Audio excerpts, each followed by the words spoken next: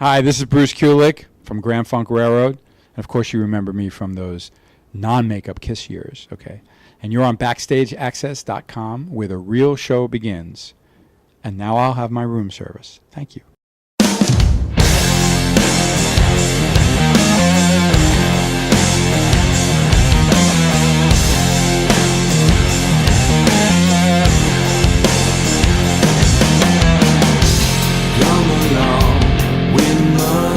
Strong to reach the castle. BackstageAxxess.com. We're here in Buffalo, New York, with a very special guest. You might know him from his days in Kiss, but now he is Grand Funk guitar legend, we'll say. He's been with Grand Funk for 10 years now. Bruce Kulick. Bruce, how you doing, man? Good to see you. Hey, how's it going, guys? Legend makes me feel old, so I call it more journeyman. Yeah. You know, like someone with a long career playing guitar. And like I just mentioned, that Bruce has been with the band Grand Funk Railroad, who's been a very a staple of music for a long time. And, 10 years is a while. So this is my 11th year, actually. 11th year, actually. Can you believe it's been gone? No, I'm really surprised how well, it's gone, because, a lot of bands, after 5 years, you just hate each other, you don't want to gig, or things like that, or 10 years, you want to kill each other. But we all really get along, and the most important thing is obviously the music that we play. We really enjoy performing, and the crowds really respond, and I can't complain about that, certainly. So I'm really, like I said, it's a terrific group, and it always works. It doesn't matter what environment we're put into. It seems to, we really bring the crowd down where they're really just going crazy. So. And tell everybody who's in the band so they're aware of, Right. Well, we got the original two, the rhythm section, Don Brewer and Mel Shocker on bass. And these guys were always like legends of that kind of, almost like an American heavy metal trio, but with a little funk in there, Right. And Max Carl is the singer. Okay. And Max used to be in 38 Special, and songwriter and a session guy, and really incredible front man, actually, because he's just such an amazing singer, and big guy, makes me look a little small, okay? And he plays some guitar as well, even though he can play a lot of instruments. Just a few of the songs he's playing guitar as well. And then Tim Cashin is on keyboards, and he's worked with a lot of people, from Bob Seger to Shakira and Robert Palmer. And he's got this amazing voice. Really, very another one, multi-talented, plays a lot of instruments, but you only see him up there on the keyboards, Like we were just talking about Bruce, 10 years, Grand Funk. And how did you actually get involved with the guys back when? In 2001 now? Well, it was like 99, 2000. Okay. 99 is when I first met them. We did one gig, and then we started in 2000, Okay. Don, actually, Don's wife, Sunny, I met her years ago because in a prior life, before she met Don, she was married to somebody that played bass in Michael Bolton's band. Okay. Well, hold on a second. For everybody out there in the world that don't know, Bruce actually played in a band with Michael Bolton way back in the 70s called Blackjack. And, and what happened, and by the way, it wasn't really in the 70s that I met him, because then Michael went solo. Right. Okay. And 83, he comes out with an album called Fool's Game. And I did a little bit of guitar work on it. And, of course, he always went to me for, I was always his number one guy, because Blackjack didn't work, he wanted me still involved in the solo thing. So we wound up having a tour with Seger, who Don seems to, that's like definitely Bob Seger's favorite drummer is Don Brewer. Okay, there's no doubt about that. And he's actually played with him this year even. And it looks like this fall tour coming up as well, Don will be playing. Yeah, we actually went to see the Seeger tour. Yeah, so cool. Yep. So, that was a great experience for Michael and I, and meeting the people and everything. And, of course, I met Don there. So I think, between my credits and Sunny probably putting my name in the mix, I would hope, because I still feel like she's like a really old friend of mine, Right. And it was just literally an email. I was shocked. I was helping my mother move from New York, and next thing I know, even back then, an email back in '99, you were kind of like, is this for real? You know what I mean? Right, and then right. sure enough, I said, hey, I'll be home tomorrow. Let's talk about this, because he didn't say exactly what it was, but he was reaching out to me through an email, through your website, which is, that's why the people who tell you, I don't know how to reach you. they're lying. They don't want to reach you. Right. Or if they can't afford it on a computer, Yeah. you don't want to know them. Okay. Anyway, just my little public service announcement there. So sure enough, we spoke, and I was obviously really excited about the thought. I mean, I was like, wow, I know how to fill people's shoes, if you know what I mean. And Right. obviously he wasn't asking me to do the singing like Mark, that there was going to be a guy that could be a real, big voice for those important songs, even though Don sings some of the big hits too. The guitar playing was certainly going to be covered by me, and we got together in Michigan and rehearsed, and everything clicked pretty quickly. And then Tim came along, and the funniest story was just Max being very nervous about some guy from Kiss. He was really cautious about me in the beginning, and then when I'm talking to him about helping my elderly parents and my little dog, and what I mean, Right. he realized, wait, this isn't like a sex, drugs, and rock and roll freak. You know what I mean? This is like a real, maybe he's a real person, maybe he's a real musician. Yeah. So and obviously I think a lot of that, the fact that all of us really are kind of pretty professional and respectful of what we do, and then the opportunity we have helps it move on. Because how many bands, doesn't matter, they could have their reunion and then it just falls apart again. Kiss, even Grand Funk. I mean, they did have their reunion with Mark, Right. and then just the old stuff just seems to come up, and things happen, and it's up to them to figure out what to do. Moving forward to Grand Funk circa 2011, when somebody goes out and checks out you guys, what can you tell the fans what to expect? Well, we certainly do some of the hits, okay, like Locomotion and I'm Your Captain and American Band and Some Kind of Wonderful. Right. And it's funny because even my Kiss fans, when I want to say, they go I don't think I know Grand Funk, and all I got to do is sing But a little bit of one of those songs. Song, of course. Yeah. But they don't put it together because Right. you got to remember that was a band that stopped for quite a while. Right. It was like a period. Kiss is one of those unusual bands that just continued on and continue on. Even though there's eras of the band, of course, as we know. Right. We do have a couple of new songs in the set, and we just seem to have a set that's been working, that we've been using the last few years, that just seems to just build properly throughout the show. I got a guitar solo in nearly every song, so it's a lot of fun for me, and when I have a rhythm section like that, with Mel and Don, it's obviously a pleasure, which is kind of why I know why Bob Seger loves Don. Okay, I'm never worried about where the beat is, So I just do my thing, and it's a lot of fun, and I really do think that we have a great show. So I will say too, it's appropriate for where we play, like these street festivals and fairs and casinos. We're not trying to bring up strippers and stuff like that. It's a good time. Motley Crue there or not? Right? No, we're not. Right, but considering Don's over 60 already. I mean, he does his full drum solo like he's 20 again. Right.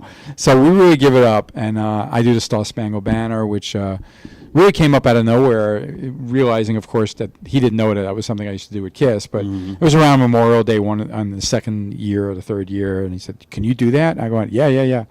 So now it's part of the show and everything. So it's a really cool show. Switching subjects over to your solo, Bruce has a couple solo albums out, and the last one, Audio Dog, that was released. No. That was the I'm first sorry.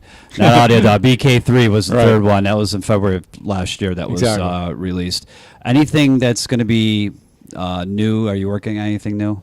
I was talking to the guy who produced the record, Jeremy, who is involved with the new Alice Cooper record too, through Ezrin, Bob Ezrin. And Jeremy and I are very close. He's been producing this young artist, Andrew London, who's terrific. This guy, he just writes great, and his voice is amazing. And I love this kid. I mentioned it a little bit on my Facebook and my website. So I've been doing some of the guitar work for that. And then, ironically, I just happened to mention to him today, there's still some leftover songs that we never really finished. And eventually, I'm not saying I'm going to call the next record BK4, Right. but, I do want to do a fourth solo record. It's just been a little hard for me to figure out what's the angle of that one. What do I do with it? And there's still people buying BK3. Still discovering it. I get, again, because the record business has changed so much, how people hear music and get turned on to is just all over the map now. Right. And with Kiss being active and successful, carrying on, it still keeps that kind of current. Even though I know, Kiss will have another record out early next year. I'm not promising I'll have something ready, but I'm still, active doing things, in the recording studio. So, but I've been thinking about it, what to do, and not sure yet, but I still think there's mileage for BK3, but it's been hard for me to tour. It's really hard for me as a solo artist to get out there in America right now, where I can go to Australia, I can go to South America, and so on. Europe. Don't want to depress you guys, but that's the way it is in America. Unfortunately, okay? Yeah. So, I still stand by my record, and that's all that matters, and I could deliver the goods live. I know great guys that I could play with, but right now with the Grand Funk gig and the other things I have going on, it's just hard to do anything with it. But that's why I don't mind if it's 2 years until the next record's out. So I'm thinking about it, though. Thanks for reminding me. Any other collaborations you got going on with any other artists? We know you do the ESP project when you can in the wintertime when everybody's obviously off doing their regular tours, from like Eric doing a Kiss thing and you for Grand Funk. But any other collaborations, any other artists? It's actually, this year's been a little quieter that way, and I'm a little, I'm not that surprised, because some people are just afraid to, they think I'm going to be expensive. They're right. But you know what I'm saying? People are like, more and more afraid to go into the studio and do a, really, really do it. They're just doing it on their own.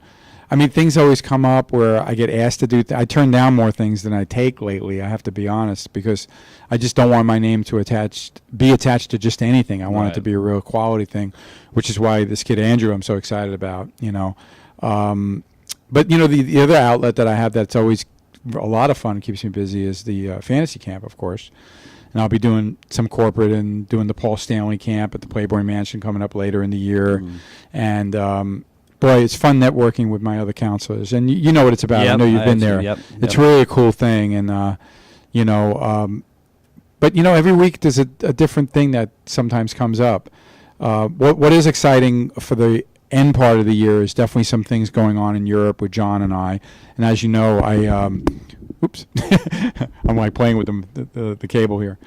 John and I did some acoustic dates over in Europe after the ESP shows, and we're going to do a few more of those towards the end of the year. So I think we're going to be announcing like a Kiss Expo in Spain and one in Finland, and we're looking at a few other places that there won't be expos, but that will actually perform.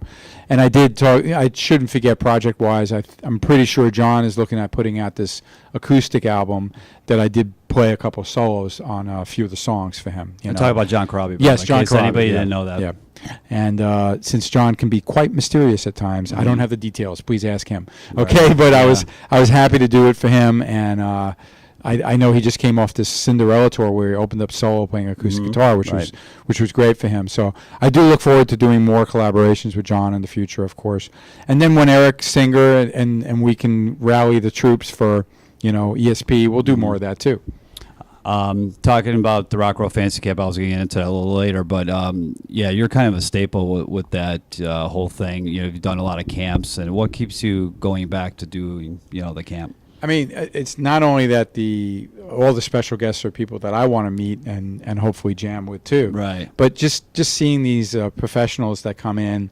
What I mean professional is that usually they're people that are a lawyer or an accountant, or they have some success in their career that they can afford to go to the camp, And it's not that it's completely outrageous. The promoter of the rock camp thing has scaled down certain events that just about anybody could really afford it. Right. For the price of a guitar, you can go to the camp. You know what I mean? A nice guitar. But it just, to see them come in and really see how the pros do it and realize the hard work and the excitement of taking a song from nothing, and then all of a sudden you're performing it with some strangers, and it's sounding like something, and then all of a sudden some star walks in, and he's watching you perform it, you know what I mean, and maybe he's going to get up and jam and plug in, I mean, all of that. I think the whole concept of it is just awesome, So it's always hard work when I do it, but I really do enjoy it, and the other counselors are all good friends of mine, from Rudy Sarzo to Kip Winger, Teddy Zigzag, the keyboard player, and there's some great, I've networked with some really good players that I've always known, so it's a lot of fun. I'm missing the Woodstock one this weekend, of course, because of the dates that we have. Yeah. But otherwise, I'd be there in a heartbeat, I'd enjoy that. That one's with Leslie West. Yeah, okay. Who, I'm really big fan of, yeah. I saw a photo of him. I mean, as much as he's in a wheelchair, he looked great. You know, I mean, he was smiling, and he's still going to do he's that tour. touring, yeah. Exactly. So, Yeah, stay out there, definitely. Leslie. We love you. You know, And I what heard a great his new guitarist. album's going to be fantastic. Wonderful. From what I'm Yeah. hearing, yeah. It was wonderful for me to actually hand him my record at the NAMM show, you Okay. know, and then to get an email from him. You know what I mean? Right. You see, it's that kind of networking. When I get some of the people that inspired me to play, you know, that do know me, it's just a bit. And Leslie West, it obviously, makes it all a worthwhile. staple in the rock Yeah, world, yeah. obviously. And then now we're going to switch subjects to the Kissology series. The fourth installment is going to be coming out supposedly later this year. Right. Any possibilities of a lot of non-makeup stuff? Have you heard anything? Well, there was a rumor of it, but I really think it's only going to be post, 2002, which Okay. would have nothing to do with me. Wah, wah. All right. Hopefully not. So I'm kind of bummed about that because I know that 2 and 3 were really popular, Right. But a lot of it also, when it comes to what they're doing, has to do with who they can get the rights from and what they own, and I bet they have some things they'd love to use that it's going to cost money, or someone's just not going to play ball with them, like so. a pro shot from Asylum or Right. something, maybe Japan, Crazy Nights. I know a lot of that bootleg stuff's out there, are really good quality, Yeah. and I'm sure the fans will love But to it's see one thing as a something like bootleg, that. it's another thing. A band like Kiss has to be really careful about what they use, because Right. they will be sued by who claims to own it. Right, right. And actually, sometimes it's actually companies that own it. It's not just the fan shot it, but Right. they have the rights, and they're going like, no, we don't want to give it up. You know what I mean? For whatever Yeah. reason. Not that they necessarily can do anything with it, but I'm just Yeah. saying. So they always have to deal with that. That's why I never really expect necessarily each time they're digging into that it to be involving me. But I think it would be wise if they could get their hands on some of that, because it's always it's kind of the rarer Kiss now. Yeah, You know? yeah. Well, hopefully we will see some non-makeup Yeah. stuff, because somebody like myself who grew up in that era loves it. So, Me too. hopefully we'll see some more of that stuff, even if it's Yep. not on Kissology 4. And you mentioned earlier that Kiss is coming out the new studio album either later this year or Right. early next year. And before, even when you weren't in the band, you were always working on stuff with Kiss, either doing their bass or whatever. They would call you in, co-write, whatever the case may be. Any possibilities with this new Kiss record? Are you involved in any way? No, I really think that first of all, they did a fine enough job on Sonic Boom. Yeah. That and Paul put down the kind of hammer, saying like no outside anything. You know what I Right, mean? yeah. And look, Tommy and Eric are very talented. They Yep. got a great co-producer. They're just doing it like that. And I think maybe that is a better way to do it. And I sure wish it was that way when I was in the band, but I can't rewind time. So Right. no, I don't expect to be involved at all. For the gearheads out there, I always see Bruce as a staple at the NAMM Expo that happens in January every year. Is there any new gear out there that you're kind of like checking out, that you're kind of digging, and what's going on with? I mean, with with me, that? to be honest, and I am a gear nut. It's just you do like when a company comes out with a guitar that is a take on something else that's familiar. You know what I mean? Like my most recent guitar that I bought was a small-bodied 335, which Gibson calls a 339. It's been out for about 4 years, but I never jumped the gun and actually bought one. I finally bought one, and I love the damn thing. You know what I mean?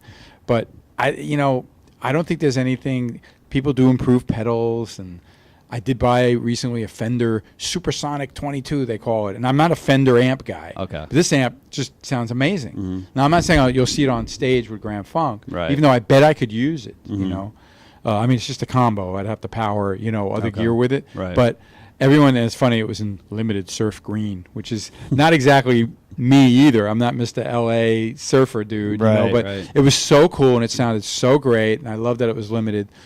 So what I'm saying is what I see a lot of the companies doing is just refining and then doing something that's already great, but then just taking it up a notch, So, and I'm always looking at the new gear. I love, I and play a lot of different brands actually, even though I especially endorse ESP, but I love Gibsons and I love PRSs. So I just, and it's true that when I find something that I think this is a better animal of what it was. You Right. know? I do want it, and I do try to share it with my friends because they know that if I'm using it, they should give it a serious thought about it. And I just joined this thing called the Gear Page.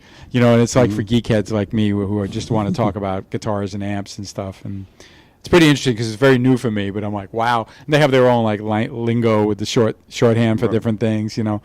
But it will help with my what's called GAS, Guitar Acquisition Syndrome. I didn't even. Yeah, that's what they call it. Never heard of that. Yeah, well, that's what it is. And the people on a page like that, they have that, you know.